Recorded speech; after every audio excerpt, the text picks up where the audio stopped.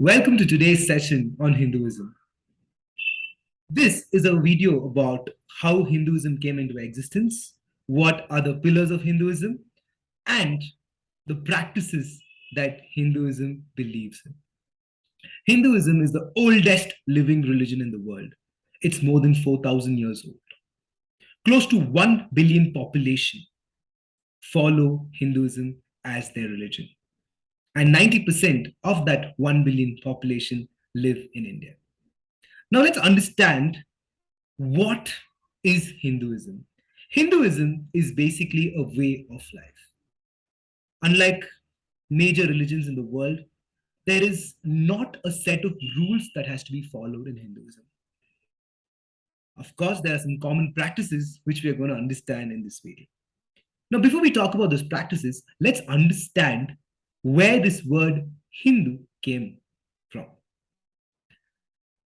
Hindu word was not coined by us Hindus. It was coined by foreigners. When the Turkish forces came to invade India, they could not pronounce the word Sindhu. Sindhu is river Sindhu, which is known as river Indus today. So they called it Hindu. And thereby people living around the river were called Hindus.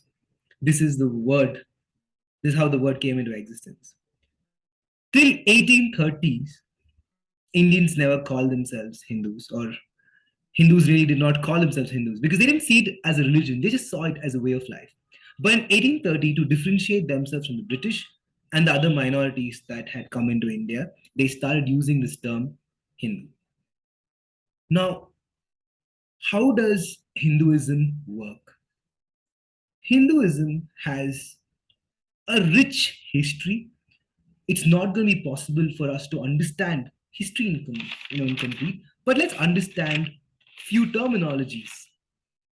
There are 4 pillars of Hinduism: dharma, artha, kama, and moksha.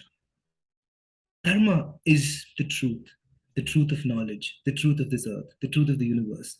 And it is all about righteousness. Whereas artha is to be content with the materialistic things that we have. Of course, luxury, comfort. Kama is the pleasure. It could be different forms of pleasure. Pleasure in the form of art, pleasure in the form of sex, pleasure. And moksha is the ultimate, where you liberate yourself and you merge with the God, with Lord. Now, apart from this, Hinduism also relies heavily on a concept called as karma. Everything that you do, right, you will be rewarded or punished according to your acts.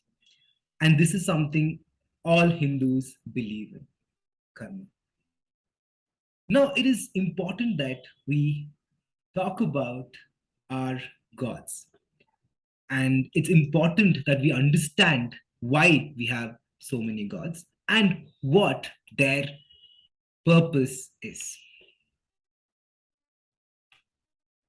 There are 3 main gods in Hinduism: Lord Shiva, Lord Vishnu, and Lord Brahma. Brahma is the creator of the universe, and he's created each one of us, any species, any plant, any living being, in a unique manner. That is why no 2 people or no 2 things are the same. Moving on to Vishnu. He is the preserver of the universe. He takes care of the well-being of the universe. And Shiva, the destroyer of the evil forces. Shiva is often considered the supreme god. But let's also understand that all 3 of them are male gods and it's a male energy, but Hinduism is incomplete without the feminine or the female energy, which is Mother Shakti. Shakti is goddess Parvati. She is known for her strength, for her love, for her compassion. Of course, there are other important goddesses in Hinduism. Goddess Lakshmi, known for her wealth. She is a goddess of wealth. And goddess Saraswati, known for knowledge. She's the goddess of knowledge. And Shakti is the goddess of strength. Shakti takes the form of Mahakali during times, and she also, takes different forms, and she's the mother of the universe. Of course, you have different other gods, and I don't think one video can do justice talking about all the gods we have. Yes, we do believe in polytheism. Now, the next question a lot of people ask is, why do Hindus pray to plants? Why do Hindus pray to animals? Let me answer that question very, very briefly. Let me take two examples, one from each of the categories. Now, a lot of Hindus pray to Tulasi. Tulasi is considered very, very sacred. Of course, there's a religious reason to that, but there is a very scientific reason behind it. Tulasi has the maximum medicinal properties when it comes to any of the plants. It cures major diseases and it actually prevents them. So, Tulasi is something that you need to constantly have with you during emergencies. And that is why every Hindu, at least back then, had Tulsi plants at their home and they worshipped it, they took care of it, they nurtured it. Now, let's talk about animal worship. Cows, one of the most controversial topic of why Hindus adore cows so much, and how is the life of cows more important than other animals. Uh, I wouldn't say whether the life of cows are more important than other animals, but what we Hindus believe is that cows are the only possible living being that is super useful to human beings.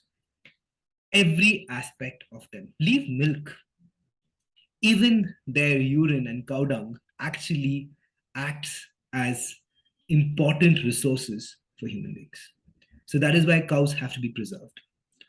For that matter, why we worship elephants, why we worship snakes, all of them have scientific reasons. Most of these animals are worshipped so that the ecosystem is maintained. We also worship the banyan tree. A lot of people ask why. If you notice, banyan tree is the only plant species in the world that gives oxygen 24/7. So being around it is going to be very, very positive and useful for health. Hinduism has several such practices, and everything has a scientific understanding. 4,000 years back when this religion came into existence, there was not much scientific growth or the conventional scientific growth that the West coined it as. But we were still able to sit in a temple and predict the directions of stars. Calculate the way the universe functions. All this is because of one thing, that Hinduism thrives on scientific evidence, which has been destroyed over the years. And it's time that we start preserving our history, whatever is left.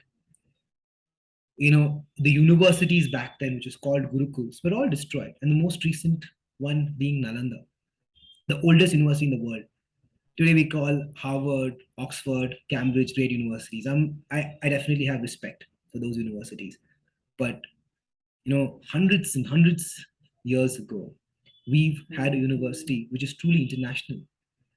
And we had people across the globe coming and studying.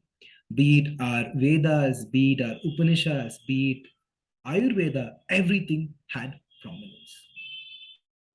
Why have we forgotten all this? So we, as the modern population of this country, Hindus, should bring out the truth of our religion to this world and our history to our own community. And that is the purpose of me starting to do these series. A series of videos are going to be uploaded on Hinduism, on history of Hinduism, about our temples, about our culture. And it is not to promote Hinduism. It's not to glorify Hinduism. It's to give you basic facts about Hinduism. There will be videos uploaded week after week. Hope you watch them. And please don't forget to leave your comments in the comment section. Thank you.